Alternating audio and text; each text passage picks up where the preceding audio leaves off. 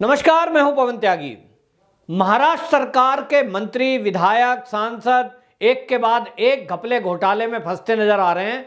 कभी ईडी के छापेमारी हो रही है, कहीं जो है इनकम टैक्स की छापेमारी हो रही है, और अब अनिल परब और अनिल देशमुख के बाद अजीत पवार जो कि डिप्टी सीएम है, इनके यहां छापेमारी हुई है। ईडी ने 4 कोऑपरेटिव बैंक से इन्होंने अलग अलग तरीके से दस्तावेजों के आधार पर लोन लिया, और ये एमएससीबी बैंक था जिससे इन्होंने 25,000 करोड़ रुपए का घपला घोटाला किया है।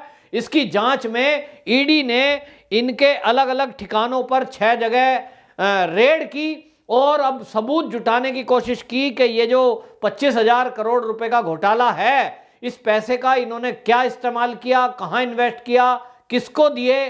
तो एक तरह से मैं आपको बताऊं कि अभी तक महाराष्ट्र सरकार में, उद्धव सरकार में पूर्व गृह मंत्री अनिल देशमुख फंस चुके, परिवहन मंत्री जो है अनिल परब फंस चुके।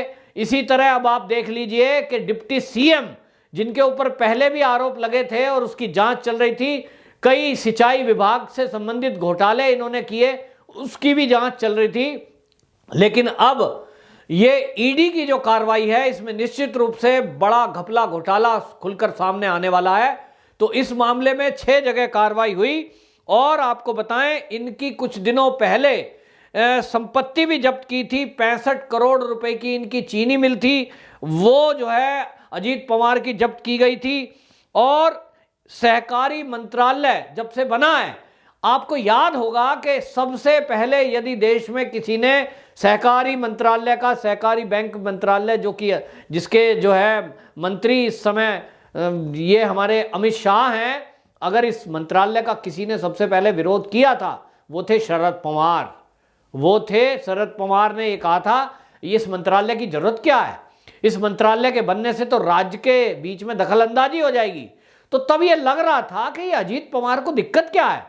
पूरे देश के किसी भी राज्य के राजनीतिक लोगों ने इस सहकारिता मंत्रालय का विरोध नहीं किया, क्योंकि मंत्रालय बनाया इसलिए गया कि ये जो सहकारिता बैंक हैं, जितने भी कोऑपरेटिव बैंक, इनके अंदर शिकायत ये थी कि कुछ लोग मिलकर इसकी सोसाइटी पे कब्जा कर लेते हैं, पैसे का दुरुपयोग करते हैं, और जिन लोगों के, किसानों के, गरीबों के हित के लिए ये बैंक बनाए, उन तक वो फायदा पहुंचता ही नहीं।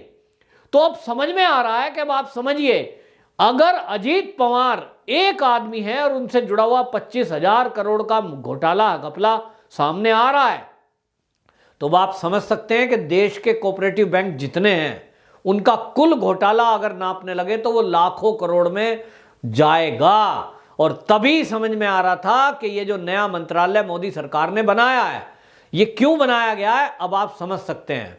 लेकिन उद्धव ठाकरे सरकार ऐसा पक्का फेविकोल का जोड़ लगा के बैठी है कि चाहे कुछ हो जाए, कितने मंत्री पकड़े जाएं, कितने विधायकों पे आरोप लगे, वो इस्तीफा देने वाले नहीं है। और ताज्जुब की बात यह है कि ये जो कांग्रेसी हैं, ये सहयोग कर रहे हैं, एनसीपी सहयोग कर रहे हैं। अगर यदि बीजेपी का कोई छोटा सा कार्यकर्ता भी किसी राज्य में कोई हरकत कर दे, तो ये इतना हल्ला करते हैं और कहते हैं मोदी जी इस्तीफा दो।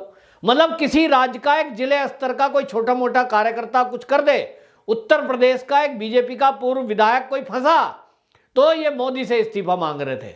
लेकिन बेशर्मी देखिए कि जो मोदी का इस्तीफा मांगते हैं, बीजेपी के किसी एमएलए या एमपी की किसी गड़बड़ी के कारण उनके डिप्टी सीएम फंस रहे हैं, उनके गृह मंत्री फंस रहे हैं, उनके जो है कई मंत्रालय के लोग फंस रहे हैं। और एक छगन भुजबल हैं, वो भी आपको बताएं, छगन भुजबल जो है ईडी ने नोटिस दिया है, जिनके पास राज्य खाद्य और नागरिक आपूर्ति मंत्रालय है। मतलब एक मंत्री नहीं है, अनेक मंत्री उद्धव ठाकरे सरकार के फंसते जा रहे हैं। तो छगन भुजबल को भी ईडी ने नोटिस दिया है, और छगन भुजबल को नोटिस दिया है, इनकी भी आपको बताएं 130 करोड़ रुपए की आयकर विभाग ने, यानी इनकम टैक्स ने संपत्ति जब्त की थी।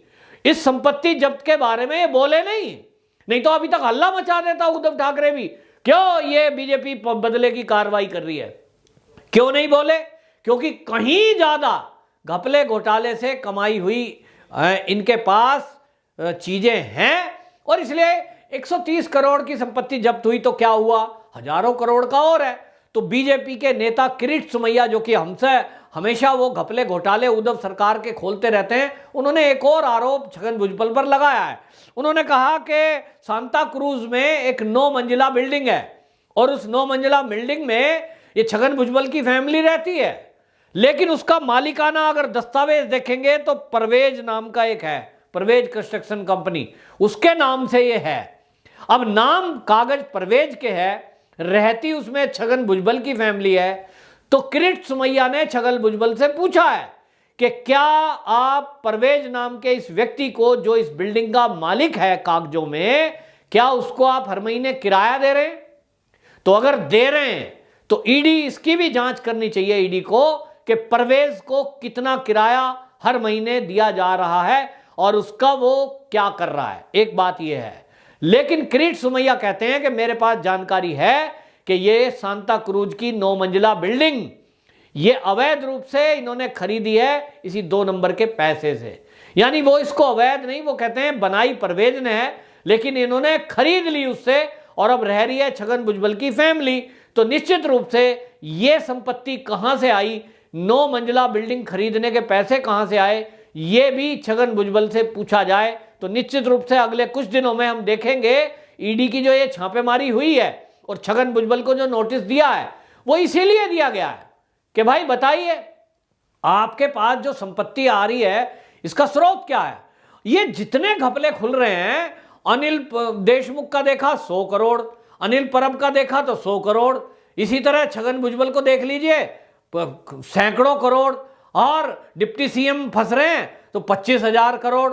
भाई महाराष्ट्र सरकार है या ये कुबेर लूट योजना, समझ में नहीं आ रहा। इतना पैसा हमारे एक राज्य में, इतना घपले घोटाले का पैसा हो सकता है तो हमारा देश गरीब कहां है भाई? लोग कहते हैं हमारा देश गरीब है, तो गरीब कहां है? एक डिप्टी सीएम 25,000 करोड़ का घोटाला कर देता है, एक छगन भुजबल की 130 करोड़ की संपत्ति इनकम टैक्स ने जब्त की और उनके कान पे जू भी नहीं रहेंगी। यानी उनको लगाया जैसे किसी आदमी का 1 रुपया गिर जाए तो वो क्या हड़बड़ी करेगा, 1 रुपया गिरा है भाई, 1000 रुपए तो जेब में है। और छगन भुजबल जी को लगता है 130 करोड़ की तो संपत्ति जब्त हुई है, अरे क्या फर्क पड़ता है। इससे आइडिया लगता है कि इनके पास भी हजारों करोड़ है। अब आप समझ लो कि यदि किसी सरकार के मुख्यमंत्री के विधायक, मंत्री, इधर उधर के लोग हजारों करोड़ में संपत्ति बना चुके, तो अब आइडिया लगाइए कि उद्धव ठाकरे जी ने कितने पैसे बनाए होंगे। भाई वो तो मुखिया है ना, कई मंत्रालय उनके पास है, जिसके पास एक मंत्रालय है वो हजारों करोड़ कमा गया।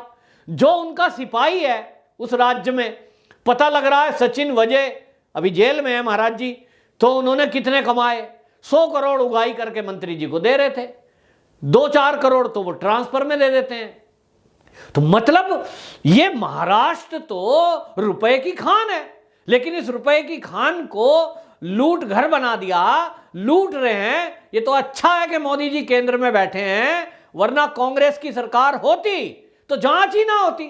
ये जितने लूट मार चल रही है, अब तो ये लग रहा है कि महाराष्ट्र में इतना पैसा है, ये जो बॉलीवुड वाले हैं, ये जो आत्महत्या कर रहे हैं, कभी कोई मर रहा है, ये क्या है, नशाखोरी चल रही है। तो नशाखोरी पे कोई जांच नहीं, कोई आरोप सिद्ध नहीं, कोई अब तक बॉलीवुड का गिरफ्तार नहीं, जितने भी ये बड़े बड़े लीडर हैं, बड़े बड़े एक्टर हैं। मतलब रिश्वतखोरी दो और साफ निकल लो। तो एक तरह से ये जो चल रहा है महाराष्ट्र के अंदर, अब ये लोगों को समझना होगा। और एक बड़ा सा सीधा सा फॉर्मूला है कि यदि उद्धव सरकार का एक मंत्री हजारों करोड़ का घपला घोटाला में फंसा हुआ है, अभी सिद्ध नहीं हुआ है लेकिन होगा, ईडी जांच कर रही है, तो एक मुख्यमंत्री के पास, जिनके पास कई मंत्रालय हैं और बड़ी पावर है, इनके पास कितनी संपत्ति इन्होंने कमाई होगी। तो मैं तो ईडी को यह कहूंगा कि ये जो मंत्रियों की जांच कर रही है, जरा मुख्यमंत्री की भी जांच करे, क्योंकि भाई मुख्यमंत्री आज नहीं तो कल, जब बाद में कोई आरोप लगाएगा। लेकिन एक आश्चर्य भी है कि इनके बारे में कोई कुछ बोलता ही नहीं है। अब या तो ये हो सकता है भाई उद्धव ठाकरे जी बिल्कुल संत आदमी है, इनका कोई मतलब नहीं है मंत्री से या इस तरह के पैसे से। तो राजनीति में अगर ऐसा है कि उद्धव ठाकरे जी बिल्कुल संत प्रवृत्ति हैं, बिल्कुल ईमानदार हैं, 1 रुपया कहीं से घपला घोटाला नहीं करते, तब ये जो उनके मातहत काम करने वाले मंत्री हैं, ये जो विधायक पकड़े जा रहे हैं, जिनकी जांच हो रही है, इन सब को क्यों नहीं कार्रवाई करते? भाई उनके पास अपना प्रशासन है, अपना इंटेलिजेंस है, राज्य का अपनी पुलिस है उनके पास। क्या वो बिल्कुल सोए हुए हैं? केंद्र से ईडी आएगी तभी जांच होगी, केंद्र से सीबीआई होगी तभी जांच होगी, केंद्र का इनकम टैक्स डिपार्टमेंट जांच करेगा, ईडी आए और एनसीबी आएगी तभी कुछ होगा। तो फिर राज्य सरकार किस लिए है? एक सवाल है। महाराष्ट्र की जनता पूछ रही है कि यदि सारी जांच एजेंसियां, केंद्रीय जांच एजेंसी ही महाराष्ट्र में काम करेंगी, तो राज्य की सरकार के पास जो बड़ा भारी अमला है, प्रशासन और शासन और पुलिस का, ये सब किसके लिए है? क्या ये कमाई करके, उगाई करके मंत्रियों को देने के लिए है कि आप मौन हो जाइए, कमाइए और खाइए और खिलाइए? ये सब चल रहा है। तो किरीट सोमैया ने सवाल उठाए हैं कि अगर इनके मंत्री इतने भ्रष्ट हैं तो क्या मुख्यमंत्री की नॉलेज में ये सब भ्रष्टाचार है? और यदि था या है, नहीं है तो होना चाहिए, क्योंकि वो एक मुख्यमंत्री हैं और उन्होंने कहा है कि इन सब के खिलाफ तत्काल कार्रवाई होनी चाहिए।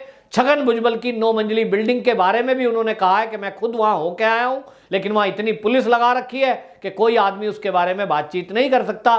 निश्चित रूप से अब छगन भुजबल और डिप्टी सीएम अजीत पवार कुछ दिनों में आपको जेल जाते हुए दिखाई दे सकते हैं। वंदे मातरम।